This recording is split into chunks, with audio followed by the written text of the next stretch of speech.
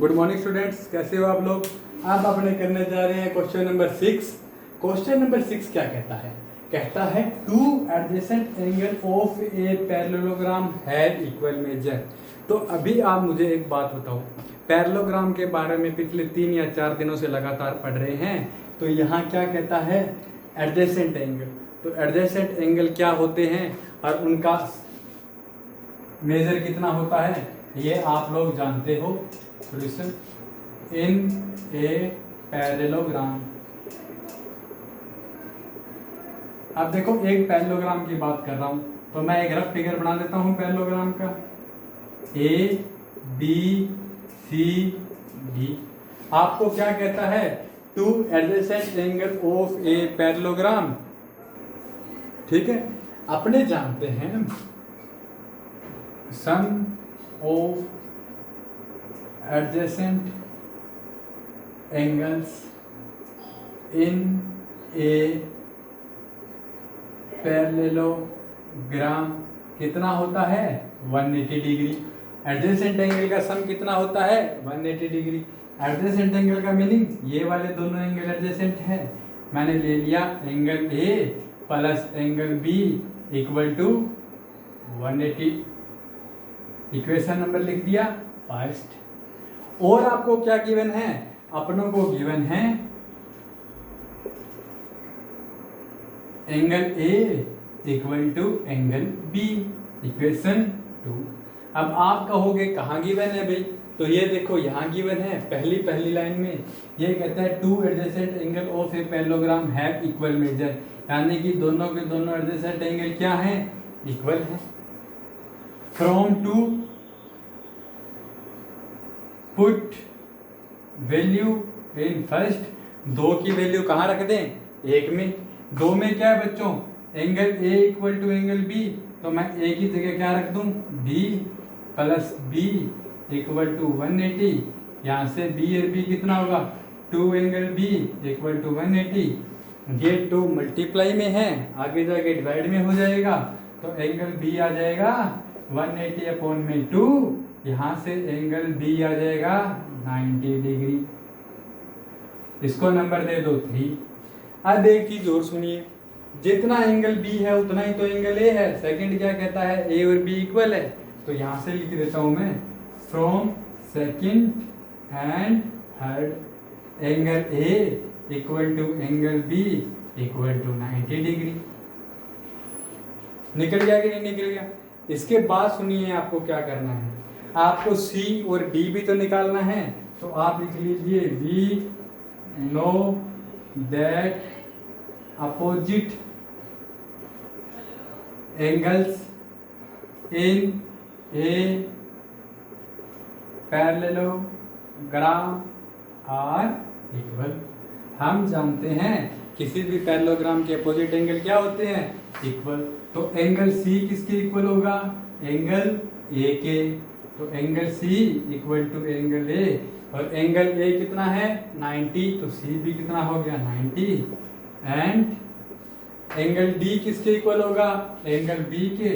तो angle D equal to angle B, और angle B कितना है? 90, तो ये भी होगा 90 डिग्री का। आपका आंसर निकल गया। किया कैसे है? आपको कहता है 2 एडजेसेंट एंगल है ना, तो दोनों के दोनों इक्वल हैं। अब मेरे को पता लगा भाई एडजेसेंट एंगल है वो भी पैरेललोग्राम के, वो तो 180 होता है भाई उनका सम। तो यहाँ फिर मैंने पैरेललोग्राम बना के देखा, मैंने कहा यार ए और बी दोनों का सम तो 180 होगा। फिर ये कहता है दोनों के दोनों इक्वल है, यानी कि ए और बी इक्वल है। फिर मैंने ए की जगह बी यहाँ रख दिया, तो B plus B equal to 180। B plus B यानी कि 2b 180। यहाँ से एंगल बी आ जाएगा 90 डिग्री। बी 90 डिग्री है, ए और बी इक्वल है, तो ए भी 90 डिग्री।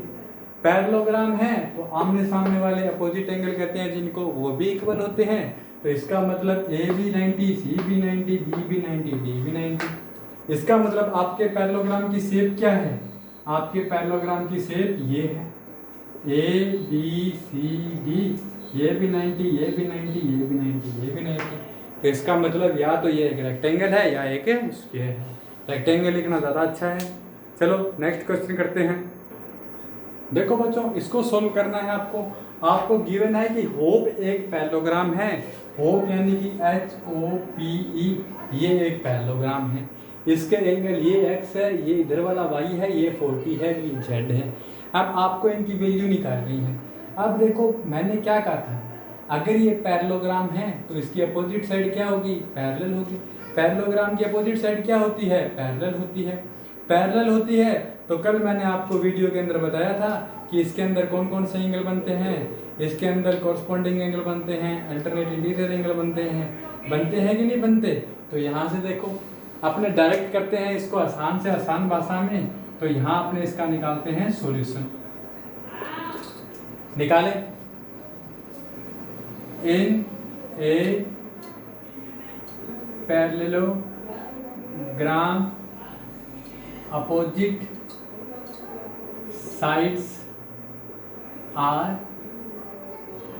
parallel and equal, यानी कि अपोजिट साइड क्या होगी, पैरेलल होगी। तो यहाँ से देखो HEOP के पैरेलल है। तो HE किसके पैरेलल है, OP के। तो ये रहा, ये रहा, ये दिया हुआ है बच्चों 70, ये पूरा कितना दिया हुआ है 40 प्लस z, ये h है, ये o है, ये e है, ये p है। दिख रहे हैं ना, HE पैरेलल है OP के। तो ये बीच वाली लाइन मैंने साफ कर दी। ये पूरा एंगल इतना 40 है, इतना z है, तो पूरा कितना होगा 40 प्लस z, ये हो गया 70। तो हेयर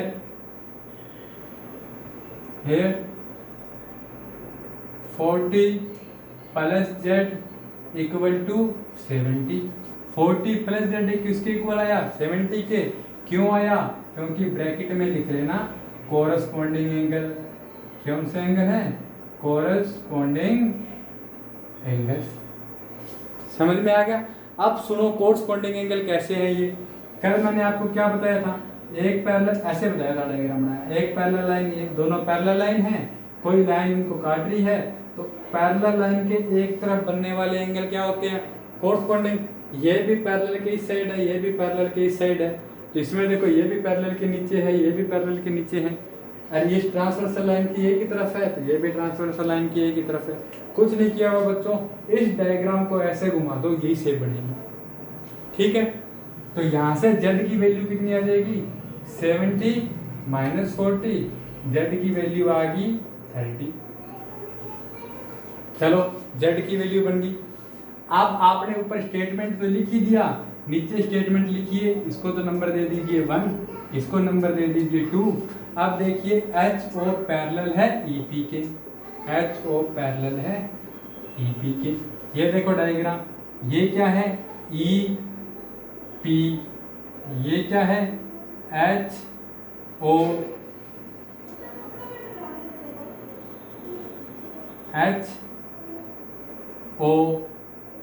इसको भी मत बनाओ। ठीक है, चलो एक सेकंड होल्ड रखना। ये वाली लाइन मत बनाना, इन्हीं से बन जाएगी। ये जो पहले वाली लाइन बनी हुई है ना, इसी से बना लेंगे। इसी के अंदर देखो, ये कौन सा है H, ये है E, ये है O, ये है P, ये दोनों पैरेलल हैं। ये एंगल 40 डिग्री है, ये एंगल कितना है y। देखो ये 40 है, ये y है, तो मुझे ये दोनों पैरेलल लाइन चाहिए ना। ऊपर मैंने लिख ही दिया है पैरेलल हो, तो यहाँ से आ जाएगा y इक्वल टू 40 डिग्री। क्यों, अल्टरनेट इंटीरियर एंगल। देखो जब दो लाइनें एक दूसरे के पैरेलल हो और कोई तीसरी ट्रांसवर्सल लाइन हो, तो ये एंगल कौन से होते हैं, अल्टरनेट एंगल। ये एंगल कौन से होते हैं, अल्टरनेट एंगल।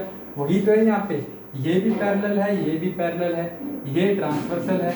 अगर समझ में ही नहीं आता तो इसको आगे बढ़ा लो, बिल्कुल सेम फिगर बनेगा। ये देखो बन रहा है कि नहीं बन रहा। तो पैरेलल लाइन के एक ही तरफ वाले इंटीरियर एंगल हो जो अल्टरनेट हो, उसको कहते हैं अल्टरनेट इंटीरियर एंगल। दोनों इक्वल होते हैं। y की वैल्यू कितनी आ गई, 40। अब देखो आपने सेकंड नंबर, आपने y की वैल्यू निकाल ली, z की निकाल ली, अब निकालनी है किसकी वैल्यू, x की।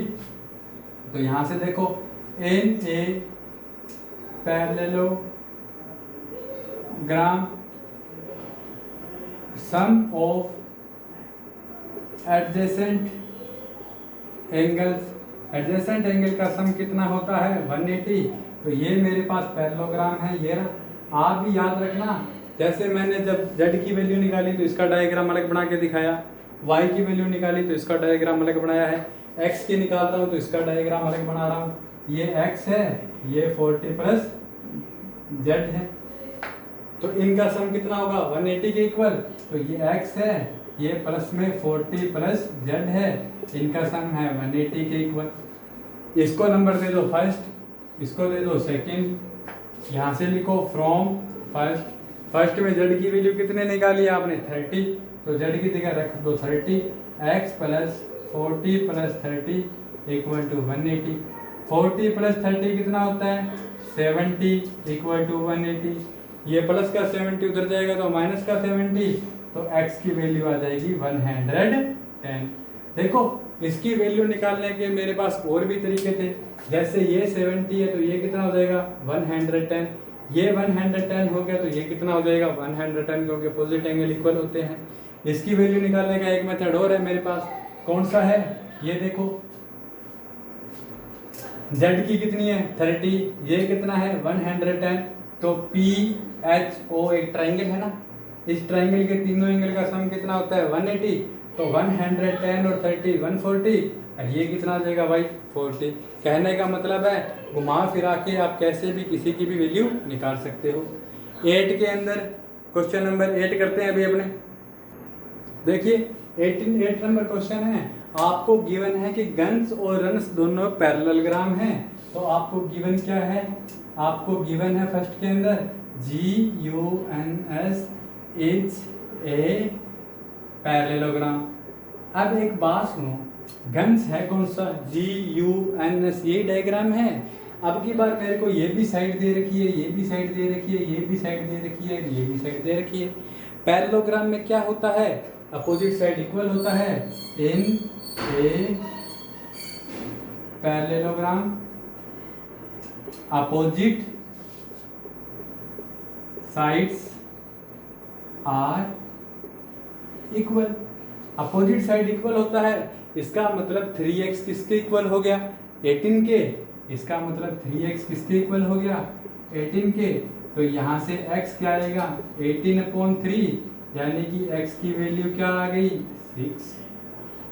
फर्स्ट दे दो, एंड ये क्या है 3y - 1, ये किसके इक्वल हो गया 26 के। 3y - 1 इक्वल टू 26, ये -1 उधर जाएगा तो +1, तो 3y इक्वल टू 26 +1, यहाँ से 3y इक्वल टू 27, यहाँ से y ये 3 मल्टीप्लाई में है, यहाँ आके डिवाइड करेगा तो y की वैल्यू कितनी आ जाएगी 9। कैसे करा, बहुत आसान था। आपको गिवन है कि गन्स GUNS एक पैरेललोग्राम है, तो आपको x और y की वैल्यू निकालनी थी। आसान है, पैरेललोग्राम है तो इसकी अपोजिट साइड इक्वल होती है, यानी कि 3x किसके इक्वल होगा 18 के, तो यहाँ 3 मल्टीप्लाई में है, ये इधर आके डिवाइड में हो जाएगा, x की वैल्यू आएगी 6। इसी तरह 3y - 1 किसके इक्वल हो गया 26 के, ये -1 इधर आके प्लस का 1, 26 + 1 27, y equal to 27/3 equal to 9। Second देखिए, गिवन क्या है, गिवन है RUNS इज ए पैरेललोग्राम। अब की बार देखो किसकी वैल्यू दी हुई है, अब की बार आपको डायगोनल की वैल्यू नहीं दी हुई क्या, इसने बीच वाले को कोई नाम दिया है क्या, कोई नाम नहीं दिया। आप यहाँ मान लो O, क्या मान लो O। अपने जानते हैं वी नो दैट, हम जानते हैं कि इन ए पैरेललोग्राम की पैरेललोग्राम में diagonals bisect each other. Diagonal एक दूसरे को क्या करते हैं बाइसेक्ट करते हैं। कहने का मतलब जितना OU होगा उतना ही OS होगा, कहने का मतलब जितना OU है उतना ही OS है। OU कितना है आपके पास, OU y + 7 और OS कितना है 20। डायगोनल बाइसेक्ट करते हैं, यानी कि ये साइड इक्वल है, ये 20 है, ये y प्लस 7 है, यहाँ से y की वैल्यू आ जाएगी 13, ये 7 उधर जाएगा तो माइनस का, 20 माइनस 7 कितना होता है 13। सिमिलरली ये किसके इक्वल था 16, 16 किसके इक्वल आ जाएगा x प्लस वाई के इक्वल आ जाएगा 16, क्योंकि ये भी तो डायगोनल है ना, ये भी तो बाइसेक्ट होगा, x प्लस वाई किसके इक्वल आ गया 16 के। From first y equal to 13, अभी अपनों ने y की वैल्यू क्या निकाली है 13, वो यहाँ रख दी, तो x प्लस 13 इक्वल टू 16, ये 13 उधर जाएगा तो माइनस का हो जाएगा, 16 माइनस 13, x की वैल्यू आ जाएगी 3। आसान है ना, सिर्फ अपने रूल लगा रहे हैं। चलो बाकी कल करते हैं। Okay bye.